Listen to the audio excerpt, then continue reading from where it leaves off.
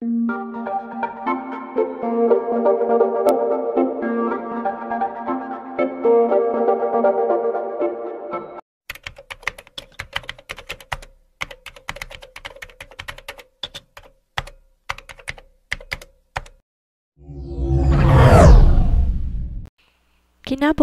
ay maaga ang pasok niya. Marami silang kailangan asikasuhin ni Bianca para sa event para bukas.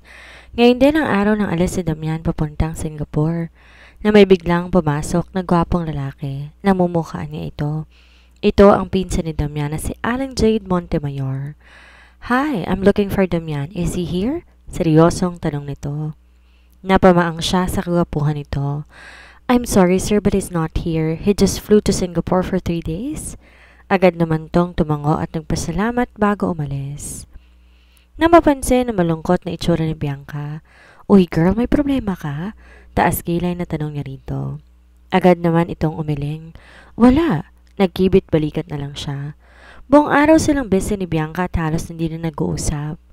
Pagka-uwi sa bahay, pagod na pagod siya. Nang makahiga na, pumasok na naman sa isip niya si Damian. Ano na kayang ginagawa ng mga ito ngayon? Agad naman niya itong tinanggal sa isip. Simula ngayon wala na dapat siyang pakialam sa lalaki. Kinabukasan ay maaga siyang pumasok. Nasa labas pa lamang siya. Nakikita niya na si Bianca na may kausap na lalaki at tila nag-aaway ang mga ito. Nang makalapit, kita niyang umiiyak ito. Mabilis namang umalis ang lalaki. Bianca, are you alright? Takang tanong niya. Agad naman itong tumango. Sino ba yon? Asawa ko, aalis na siya, Jane. Iiwan na niya ako. At lalong lumakas ang iyak nito. Parang ramdam niya ang nararamdaman nito. Go ahead and chase him. Habulin mo siya bago pa mahuli ang lahat. No, Jane. Marami pa tayong kailangan gawin. Sige na, Bianca. Ako nang bahala dito. Habulin mo na siya para wala kang pagsisiyan sa bandang huli. Agad naman tong umiti sa kanya. Salamat, Jane. Pipilitin kong makabalik ka agad. At mabilis na itong tumakbo paalis. Nang pumasok sa loob, tumambad sa kanya ang mga nag-aayaw sa loob ng resto. Pansamantalang naka-reserve ang resto ngayong araw para sa event, pero magiging open ulit ito sa iba mamayang gabi. Nang biglang maisip na nakalimutan pala niyang itanong kay Bianca kung ano pa mga hindi pa nito nagagawa para sa event. Sinubukan niya itong tawagan pero hindi niya ito makontak. 9:00 na magsimulang magdatingan ng mga tao para sa school reunion. Jane, tawag sa kanya ni Brian. Agad naman siyang napalingon dito. Nasaan ang ibang mga supplies para sa requested food nila? Ha? Wala pa ba dyan? Gulat na tanong niya rito. Wala pa yung para sa mga main dish. It's getting late, Jane. Magagahol na tayo sa oras. Seryosong sabi nito. Nataranta na siya. Anong gagawin niya? Anong ipapakain nila sa mga guest? Mabilis niyang tinawagan ng kaibigan niyang singer. Kailangan muna nilang ma-entertain ng mga bisita. Mabilis niyang tinawagan ng mga contacts niya para sa mga kulang na supplies. Mabuti na lang mabilis sumagot ang mga yon pero magagahol pa rin sila sa oras. Maging siya, tumulong na rin sa may kusina. Ma'am Jane, nagrereklamo po yung isa sa mga organizer na event kung bakit wala pa po yung mga isa-serve na food. Biglang sabi ng waiter sa kanya. Just tell them this is ready after 30 minutes. Kinakabahang sabi niya. Agad silang nagkatinginan ni Brian. Relax, Jane. Sabi nito sa kanya. How can I relax? Tiyak magagalit na naman si Damian. Nasaan ba si Bianca? I know siyang nakatoka para dito. Takang tanong nito. Hindi. Ako talagang nakatoka dito. Biglang sabi niya. After 30 minutes na iserve na nila ang unang dish, medyo nakahinga siya na maluwag. Ma'am Jane, the organizer wants to talk to you. Tawag na naman sa kanya ng waiter. Napabuntong hininga siya. Good. There's nothing good in the morning. My God, where is Damian? Galit na sabi nito. I'm sorry ma'am, but our boss is out of town. Apologetic na sabi niya. Are you a newbie here? This is the very first time that these worst things happen. I love this restaurant. I always recommend this resto because of its good services, but now I highly doubt it. Hindi niya sinasala mga kinukuha niyang empleyado. Galit na sabi nito at mabilis na umalis. Nakaramdam siya ng lungkot hanggang matapos ang event. Pakiramdam niya isa siyang malaking failure. Kinabukasan, maaga siyang pumasok dahil baka hindi pa makapasok si Bianca. Pero pagdating niya, nandoon na ito. Bianca, ano, kamusta na? Nahabol mo bang asawa mo? Nag-aalalang tanong niya rito. Malungkot itong tumango. Bakit parang malungkot ka pa rin? Hindi ako pwedeng mawala ng trabaho, Jane. Umiiyak na sabi nito. Anong ibig mong sabihin? Takang tanong niya. Sir Damian is already here at hinihintay niya tayong dalawa para kausapin. Natatakot na sabi nito. Mataman siyang nakatingin kay Bianca na may awa sa mukha. Don't worry, Bianca, hindi ka mawawala ng trabaho. Akong bahala sa iyo. At inaya niya na to sa opisina ni Damian. Nakakaisang katok pa lang siya nang marinig nila ang malamig na boses si Damian. Nang ganap na makapasok, kitang-kita niya ang seryosong mukha nito. Kindly explain to me what happened yesterday. Akmang magsasalita na si Bianca nang pigilan niya ang kamay nito at bahagyang umiling dito. Pwede ba? Huwag mo nang idamay si Bianca dito. Ako ang may kasalanan sa nangyari kahapon. Matatag na sabi niya. Napakunot ang noon nito. But you two are those responsible for that event? Yes, pero sa akin nakatok ang mga supplies. Bianca did all her best. Akong may kasalanan? Matigas na sabi niya.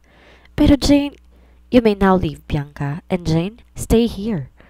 Ayaw pa sana siyang iwan ni Bianca pero pinanlakihan niya ito ng mata at sinabing lumabas na. Di niya namalay na kalapit na pala si Damian sa kanya. Alam mo ba kung gaano kalaking kapalpakan ang ginawa mo? Galit na sabi ni Damian. This is all about my business reputation. Alam mo kung gaano kahalaga yun sa akin, hindi ba?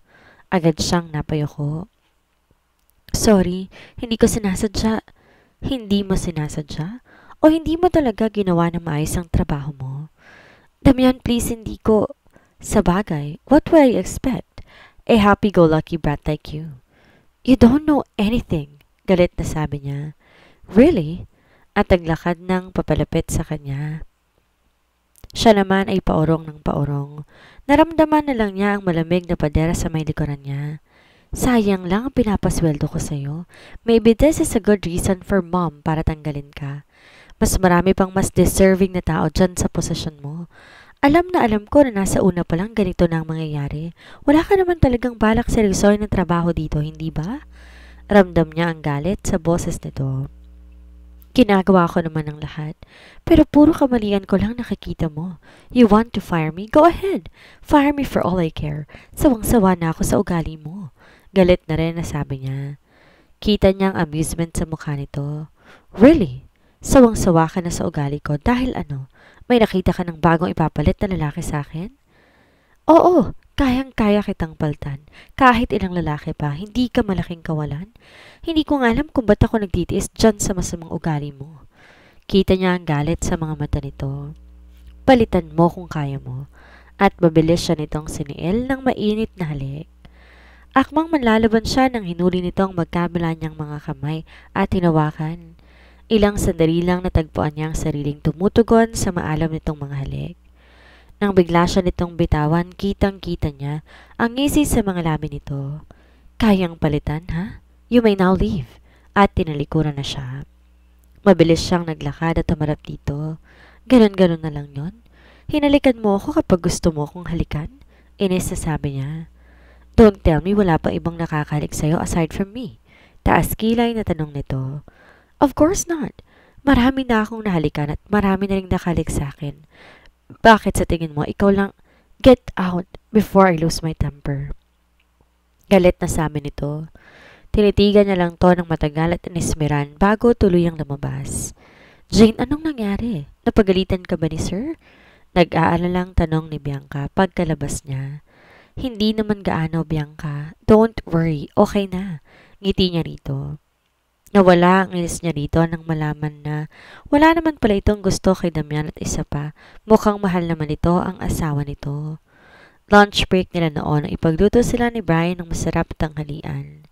Sabay-sabay silang kumaing tatlo ni na Brian at Bianca. Nang makatanggap ng message mula sa kaibigan niyang si Kelly. From Kelly. Uy girl, don't forget tomorrow's event ha. Same place. Miss ka na namin. See ya!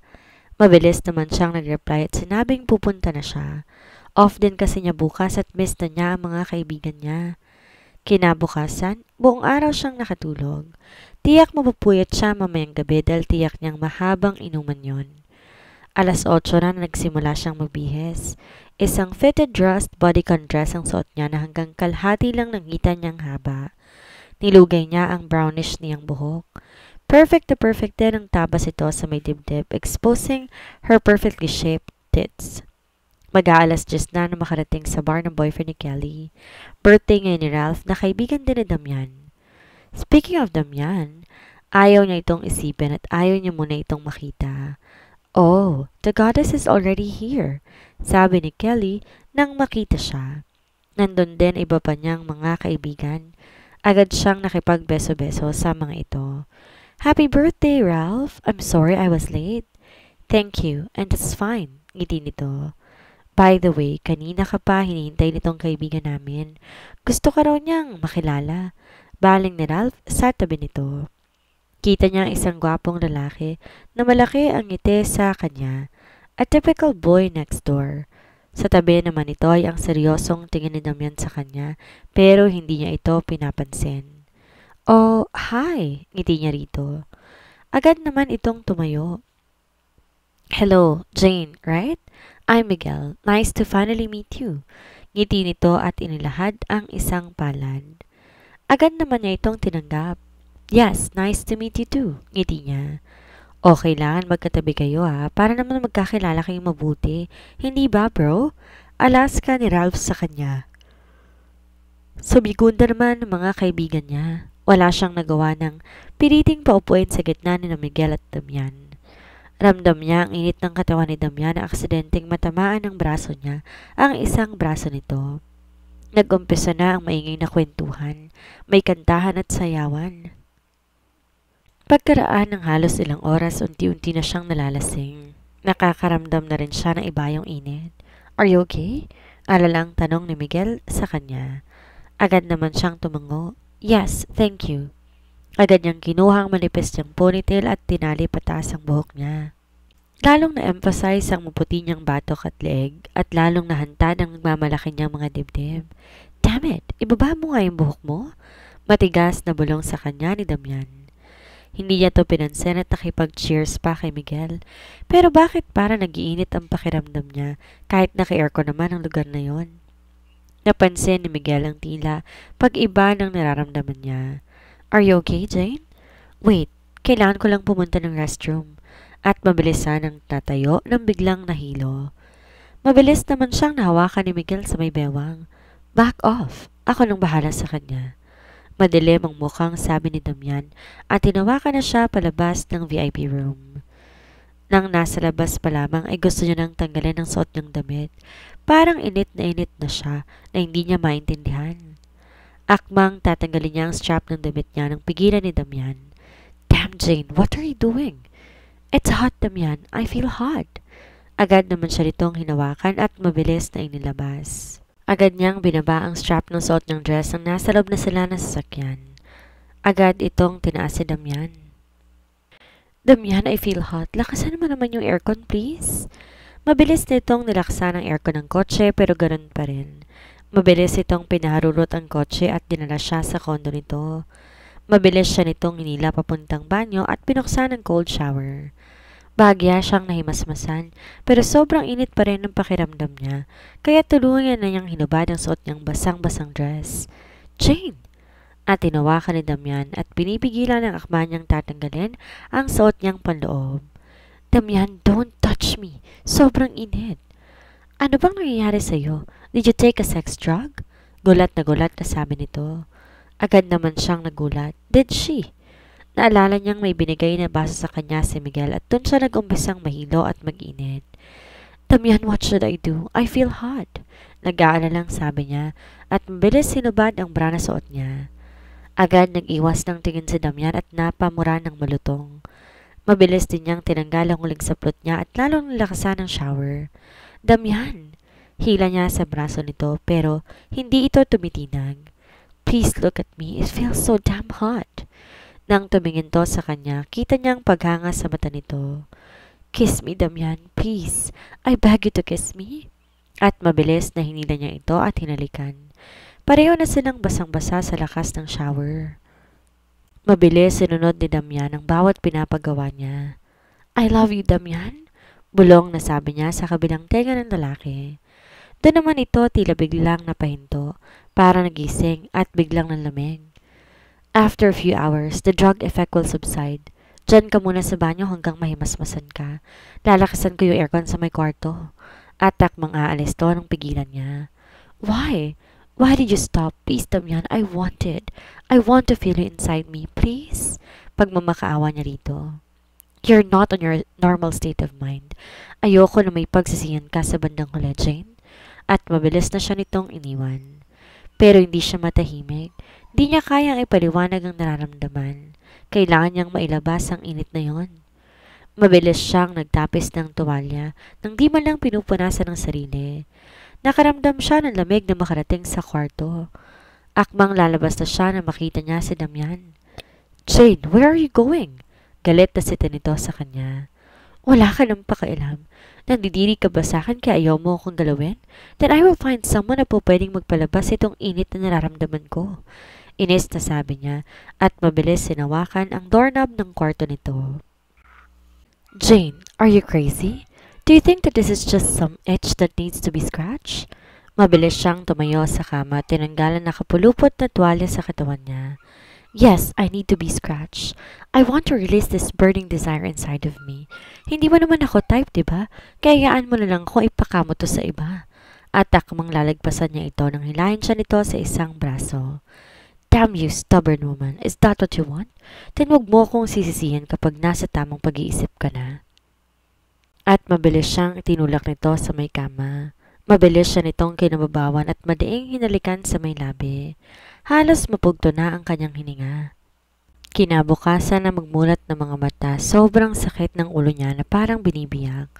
Halos mapaupo siya sa kama na mapagtantong wala siya sa kwarto niya. Nang tignan niya ang katabi, gulat na gulat siya. Anong nangyari? Nang maramdaman ang kirot sa may pagkababae niya, bigla niyang natutop ang bibig. Mabilis siyang tumayo at hinanap ang mga damit niya. Bahagya pang basa ang mga iyon pero sunuot niya na. Nagmamadali siyang umalis at naghanap ng taxi. Nang makauwi sa bahay nila, nakahinga siya ng maluwag nang malamang tulog pa ang mommy niya. Agad siyang umakyat ng kwarto at nagpalit. Kailangan niya ulit matulog. Total, mamayang gabi pa naman ang duty niya. Kinagabihan, late na siyang nagising. Naalala pa niya na wala ang kotse niya. Agad siyang nagbihis dahil alas 8 ang duty niya. Pagkarating sa restaurant, pa-out na si Bianca. Bianca, si Damian nandyan ba? Wala pa eh. Sige, mauna na ako ha. Paalam nito at umalis na. Halos maraming kumakain ng gabing yon. Alas 11 ng gabi na mag-dinner break sila ni Brian. Coffee lang? Takang talong nito. Are you okay? Mukhang puyat na puyat ka. Nagkayaan kasi kami ng mga friends ko. Halos madaling araw na rin natapos kaya ang sakit ng ulo ko.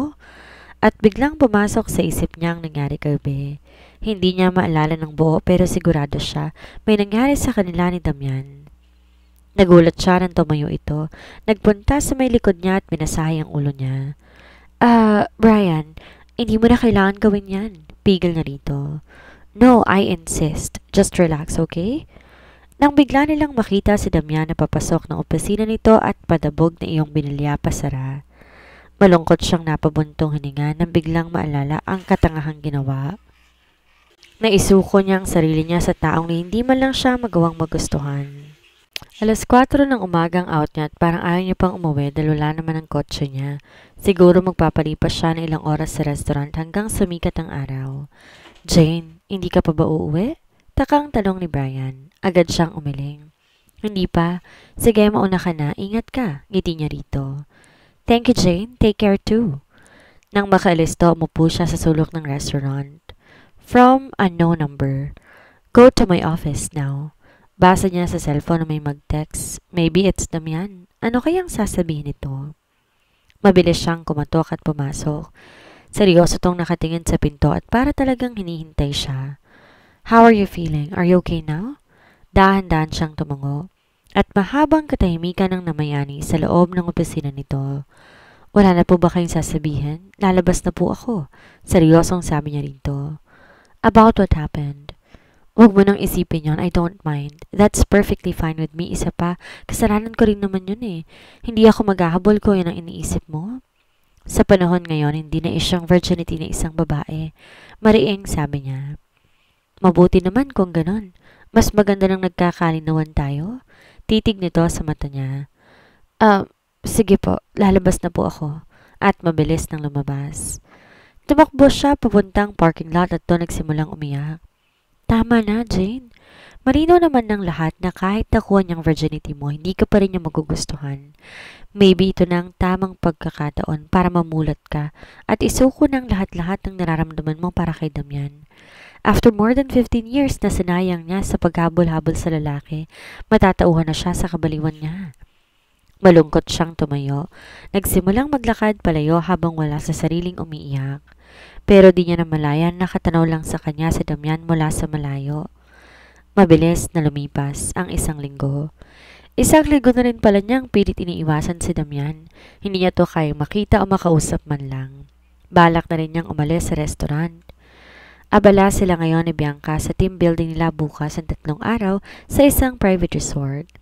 Gusto sana niyang magpaalam na para mag-resign, kaso ayaw naman niyang bitinin si Bianca sa mga gawain. Pinipilit lang niyang maging excited dahil kasama naman niya si Brian. Bianca, may 2-piece ka na ba? I can provide if you want. Nako Jane, hindi kasi ako sanay nagsusuot ng mga ganyan. Bahala ka. Basta ako, magsasaya ako. Malay ko ba kung yun ang pinakuling pagkakataon na magkakasama tayo? Seryosong sabi niya. Don't tell me magre-resign ka na, Jane. Sino magre-resign? Biglang singit ni Brian nang ito'y dumating. Hindi siya nakaimik. Ayaw niyang magsinungaling sa mga ito. After this team building, I'm planning to take a break. Seryosong sabi niya. But why? I mean, ayaw mo na ba kaming makasama? Malungkot at tanong ni Brian. Of course not. Kayo ang dahilan ba't pa ako nananatili dito. I just want to find myself. Masyado ako nagiging stressed lately and that's not me. Ngiti niya sa mga ito. Tinitigan siya ni Brian bago malungkot na tumango at nagpaalam na pupunta na ng kitchen. Kinabukasan, nahuli siya ng gising. Mabilis siyang naligot nagbihis ng isang cute na baby pink dress. Nagtaxi lang siya dahil may mga na-rent silang mga van. Nang makarating sa restaurant, wala ng mga ito. Nakita niya si Damian, nasa labas ng kotse at tila may hinihintay. Jane, tawag nito sa kanya. Good morning po, sir. Simula kasi na mangyaring insidenteng nyo, naging formal na ang pakikitungo niya rito. Let's go, nauna na silang umalis. Akbang lalampasan niya to nang bigla siyang hawakan sa isang braso. Where are you going? Uuwi, kukunin ko yung kotse ko.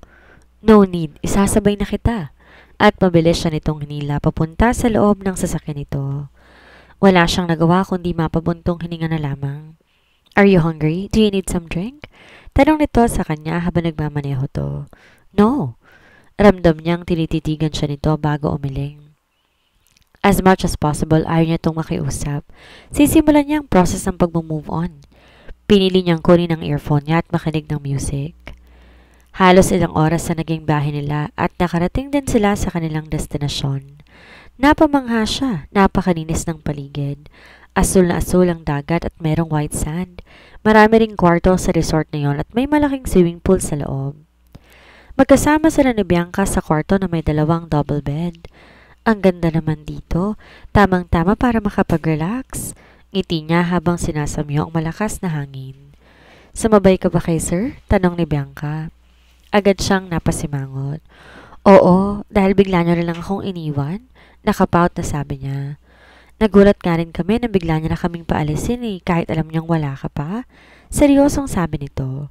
Agad siyang natigilan. Bakit naman yun gagawin ni Damian? Pero agad niya ring pinilig ang ulo. Nangako siya na mula ngayon hindi niya na ito iisipin. Tara na Jane, nagugutom na ako Aya sa kanya ni Bianca.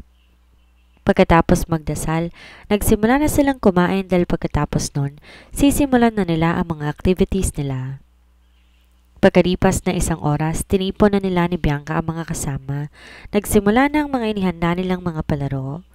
Sobrang saya niya dahil ngayon lang niya naranasan ng ganito. Ang sumama sa mga simpleng tao lamang. Walang arte, kahit sa mga simpleng bagay masaya na ang mga ito. Nang marinig niya ang click ng camera, agad siyang napalingon at nakita si Brian, kinukunan siya ng pictures. Agad silang nagkatinginan at napangiti dito. Bakit nga ba hindi niya ina-appreciate ang mga tao sa paligid niya? Masyado niyang pinaikot ang mundo niya sa iisang tao lamang. Agad iniipit ni Brian ang ilang hibla ng buhok niya na tumatama sa mukha niya. "You're really beautiful, Jane?" Ngiti nito sa kanya. Agad siyang pinamulahan ng pisngi at napayuko. Narinig pa nila ang tuksuhan ng mga kasamahan nilang empleyado na nakatingin pala sa kanilang dalawa. Pagkatapos ng mga activities, nagpahinga muna sila sa kwarto nila dahil mamayang gabi maghahanda naman sila para sa inuman. 6:00 nung nagpasya sila ni Bianca na lumabas. Nandun na ang ilang mga empleyado at nakita rin niya naroon na si Damian at Brian. "Jane, dito ka na maupo." Ngiting aya sa kanya ni Brian. Pinagbigyan niya ito habang nasa harap nila si Damian at matamang nakatitig sa kanilang dalawa. Nag-umpisa na ang masayang inuman nila habang ang iba'y pumasok na ng kwarto dahil mahihina lang daw ang mga itong uminom. "Jane, mauna na rin ako sa kwarto ha, inaantok na rin kasi ako eh." Paalam naman ni Bianca sa kanya. "Sige, susunod na rin ako dyan." Ngiti niya dito. Iilan na lang sila doon habang iba'y parang may sarili-sariling mundo habang nagkukwentuhan. "Jane, pwede ba kitang ayain maglakad-lakad saglit?" Biglang sabi ni Brian at nakangiting nakatingin sa kanya. Nang mapatingin sa gawin ni Damian, busy lang ito sa pagsimsim ng hawak itong baso. Agad siyang tumango. Ilang minuto na rin silang naglalakad ni Brian sa may tabi ng dagat nang hawakan siya nito sa braso. "Jane?" Seryoso siyang nakatingin dito. "Jane, I know that this is going faster but I want you to know that I really like you." Seryosong sabi sa kanya habang nakatitig sa mga mata niya. Agad siyang nagulat sa sinabi nito. "Jane, kung bibigyan mo lang ako ng pagkakataon, I want to court you." Teka lang Brian, hindi ka ba nabibigla lang?" "No, I really like you the first time I saw you. I know you love someone else at naiintindihan." "Pumapayag ako." Mabilis na putol niya sa sasabihin nito. Kita niyang nanlaki ang mga mata nito. "Really? I promise hindi ko sasayahin ang pagkakataong binigay mo." Masayang sabi nito habang hawak ang dalawang palad niya. Mabilis siyang nihatid ni Brian sa harap ng pintuan ng kwarto nilang dalawa ni Bianca. "Sige na, titingnan na kitang umalis." Ngiting sabi niya kay Brian. "Okay, I'll see you tomorrow." Ngiti pa nito at kumaway sa kanya bago tuluyang umalis. "You look happy." Napalingon siya sa paninggalingan ng boses. Nang makita si Damian na nasa may harapan ng pintuan ng kwarto nito, magkaharap lang pala sila ng kwarto. "Brian wants to court me." Sa halip ay biglang sabi niya. "And I guess you already said yes?" Mabilis naman siyang tumango. "Wala sigurong masama kung bibigyan ko ng pagkakataon ng puso kong maging masaya." Nakangiting sabi niya rito. Gusto niyang ipakita dito na masaya siya sa naging desisyon.